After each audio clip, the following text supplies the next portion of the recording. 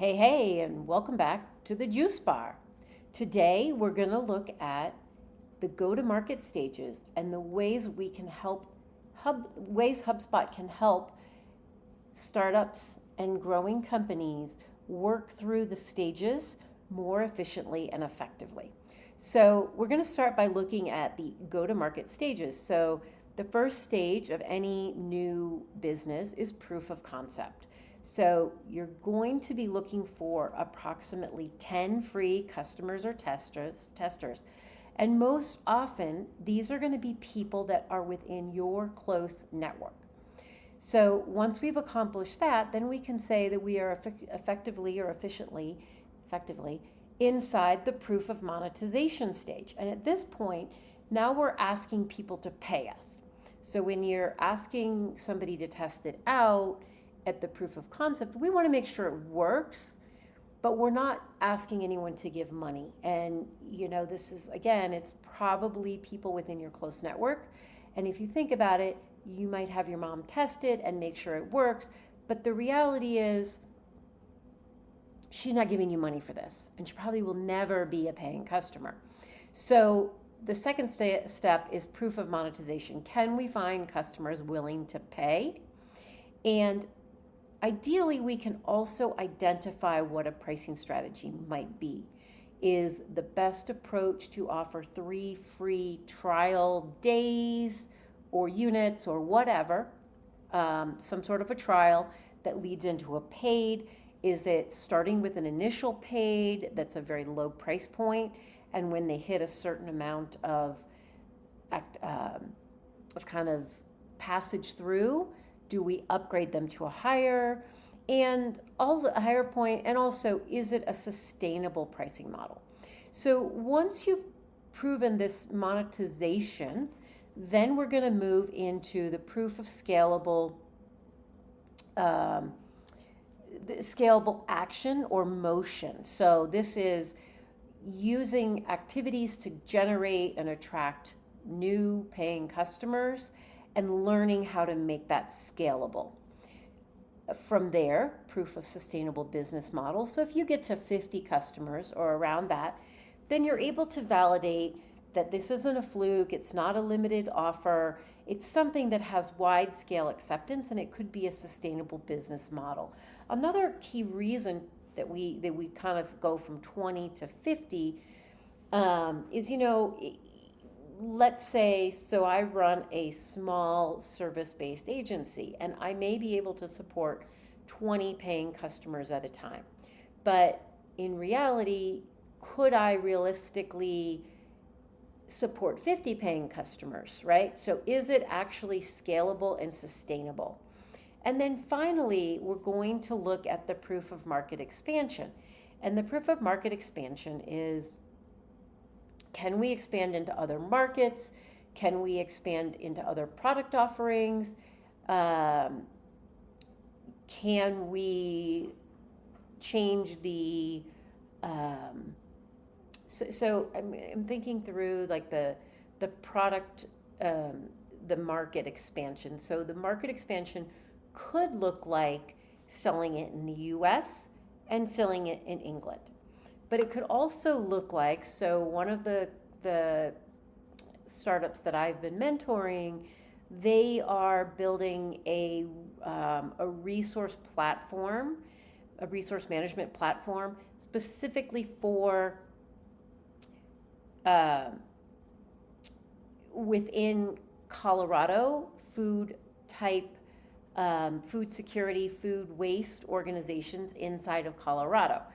But they also have the ability to take this and apply it to many, many other market spaces.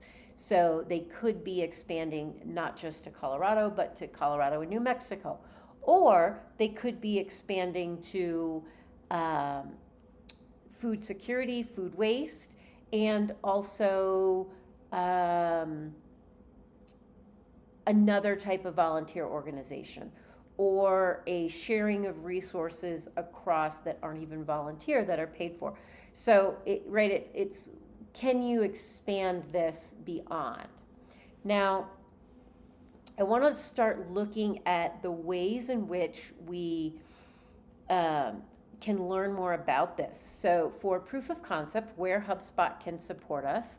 So I'm in here in my demo account and potential early adopters, right? So I can build a list of filters that says, well, they're located in California because this is something that amusement park I'm testing out in California. I also want to make sure that they are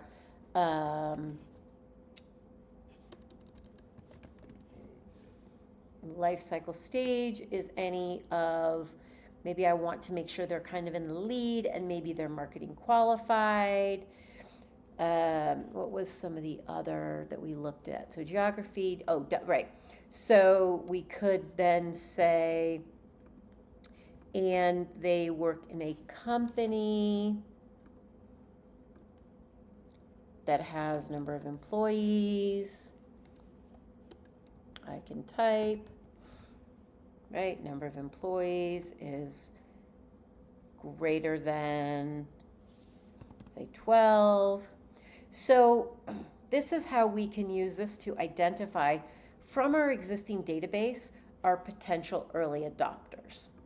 Now, let's look at how we would help monetize our paying clients.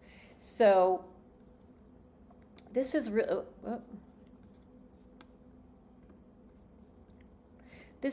going to be more of a tracking of your monetization. So again, I'm in my HubSpot demo account and I'm looking at deals, and this is showing me a couple things of interest. So it's showing me that the total amount of open deals I have, it shows the probability of that deal closing, and that we can set in the back end, right?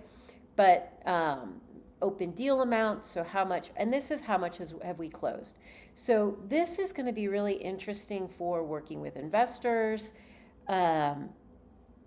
You can see down here then we have various deals that are at stages, right? So this is has an appointment scheduled. These are qualified to buy.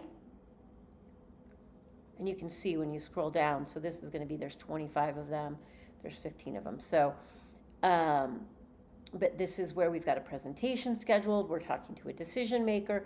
And again, you can modify this. We'll look at this in the deal stages tutorial that's coming up later this month in setting all this up. But the important thing is that this is where you can start to keep track of your deals that you're working through and helping to identify what that people are willing to monetize. So the other thing here is this is the average deal age, right?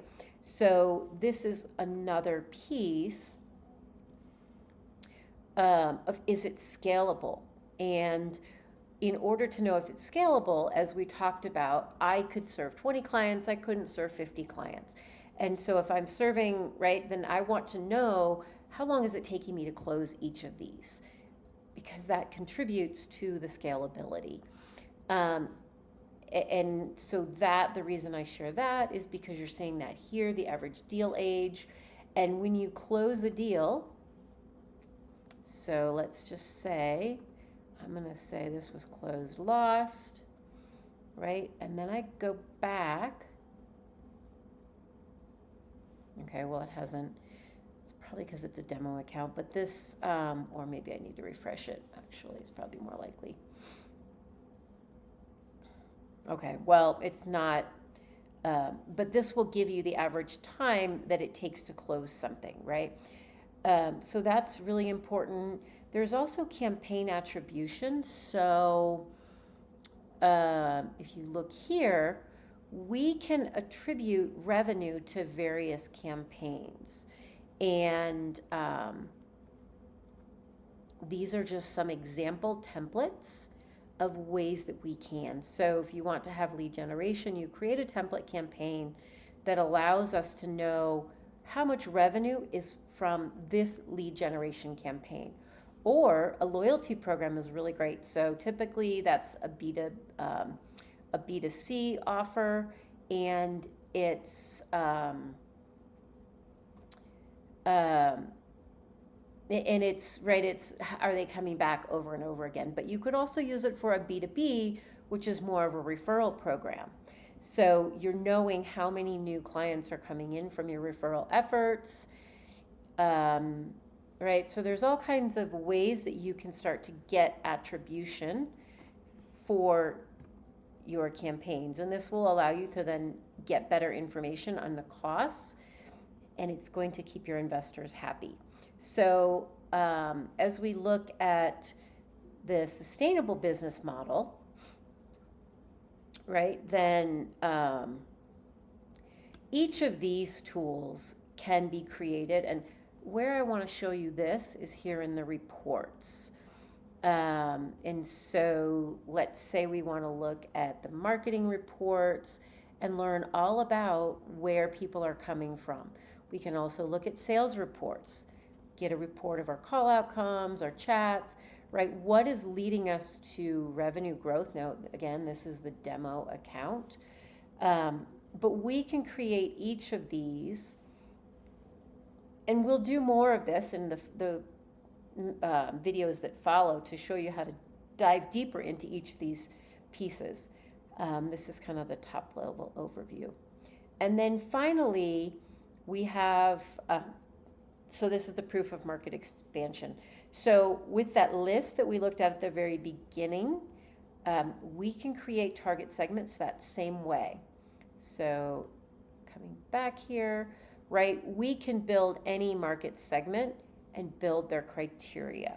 So it could be that we want to create, referencing the startup with in the food space. So it could be they're in Colorado and they're in the food space and they have 0 to 12 employees, and right, and so we can create the segmentation, which allows us to create messaging and engagement that is very, very specific and targeted to that audience.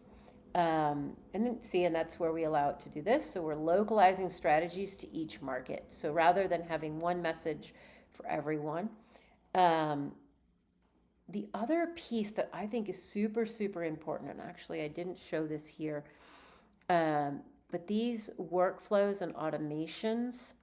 So these are some samples, right? But there's onboard customer after successful payment. So they've paid, right? So there are a number of workflows that, and actually I was going to show you a different workflow because that's the payment. Well, so we can look here. So there's an onboarding record.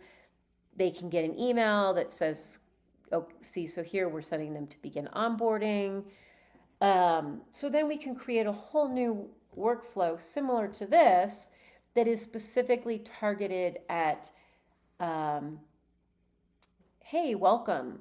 Here is your in-house contact. Reach out to this person.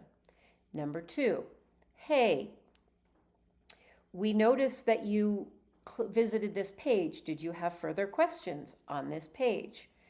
And then, continuing on, you can continue all the way on until, say, it's a renewal time. You'll be coming up for renewal in 3 months time period. If you still have questions, please visit us here. So these are ways that you can reduce churn by ensuring success for onboarding. Okay. Analyze data drives data-informed expansion, right? So this is when we talk to people in California, we notice this amount of revenue profitability as contributed by the attribution model. When we sell to clients in New York, we experience this level of revenue or lifetime customer value. And it can allow you to then decide, do we want to expand into California or New York, right? And then again, measuring and tracking the KPIs. So this is the first in a series of go-to-market and how HubSpot can help you to build investor-friendly metrics and improve and accelerate your time to market and your time to revenue. All right, so follow along. There will continue to be more and better videos coming out. Reach out with any questions. And that's all for now. Have an amazing day. Thanks.